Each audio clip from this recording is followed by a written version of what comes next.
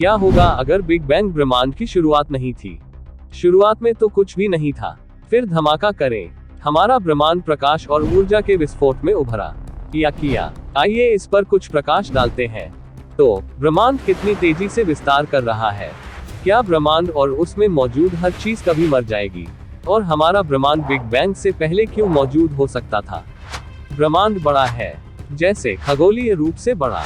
वर्तमान सिद्धांत कहते हैं कि यह सब 13.7 अरब साल पहले शुरू हुआ था, और हम जो कुछ भी देखते हैं वह एक असीम रूप से घने बिंदु से आया है जिसे विलक्षणता कहा जाता है। लेकिन वह विलक्षणता कहां से आई?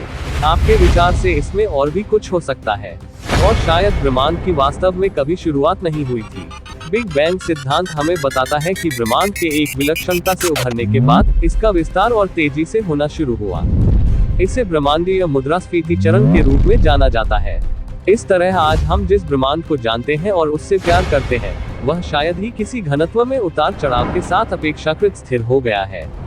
लेकिन इन छोटे घनत्व के उतार चढ़ाव के कारण हमारे पास आकाशगंगाएं और तारे हैं। जब हम इतनी बड़ी दूरियों के बारे में बात करना शुरू करते हैं तो हम पार्सेक शब्द का प्रयोग कर सकते हैं, जो कि 3.26 प्रकाश वर्ष की दूरी है। 1 मेगापार्सेक 1 लाख गुना बड़ा होता है। वर्तमान में ब्रह्मांड अभी भी विस्तार कर रहा है। यह 73.5 किलोमीटर प्रति सेकंड कण 45.6 मील सेकंड प्रति मेगापार्सेक की दर से विस्तार कर रहा है। इसका मतलब है कि हर 3.26 मिलियन प्रकाश वर्ष के लिए एक वस्तु हमसे दूर थी। यह 73.5 किलोमीटर प्रति सेकंड कण 45.6 मील सेकंड तेजी से आगे बढ़ रही है। लेकिन एक समस्या है, यदि ब्रह्मांड अरबों और अरबों वर्षों तक फैलता रहता है तो किसी समय यह बहुत अधिक बढ़ सकता है। उसकी सारी ऊर्जा नष्ट हो जाएगी, और तब हमारा ब्रह्मांड अब अस्तित्व में नहीं रहेगा। लेकिन क्या होगा अगर मैंने तुमसे कहा कि शहर में एक नया सिद्धांत है? वैज्ञानिक इसे बिग बाउंस कह रहे हैं। यह बिग बैंग और बिग क्रंच का मेल है। बिग क्रंच तब होता है जब ब्रह्मांड का विस्तार उल्टा हो जाता है और ब्रह्मांड का पतन हो जाता है। आप कह सकते हैं कि यह बिग बैंग के बिल्कुल विपरीत है। बिग बाउंस थ्योरी कहती है कि ब्रह्मांड अंततः अनुबंध करना शुरू कर देगा, और जब ऐसा होता है तो एक विलक्षणता तक पहुंचने के बजाय यह दूसरे विस्तारित ब्रह्मांड में सुरंग बनाता है। जरा कल्पना कीजिए कि एक गुब्बारा फैल रहा है और सिकुड़ रहा है, और प्रत्येक चक्र फिर से शुरू होने वाला हमारा ब्रह्मांड होगा। तो आप पूछ रहे होंगे कि यह बिग बैंग से कैसे अलग है? खैर, यह सिद्धांत अलग है क्योंकि वैज्ञानिक इसे अदिश क्षेत्र कहते हैं।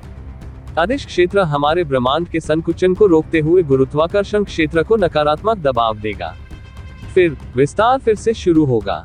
यदि यह सिद्धांत सही है तो हमारे ब्रह्मांड के लिए इसके गंभीर परिणाम हो सकते हैं।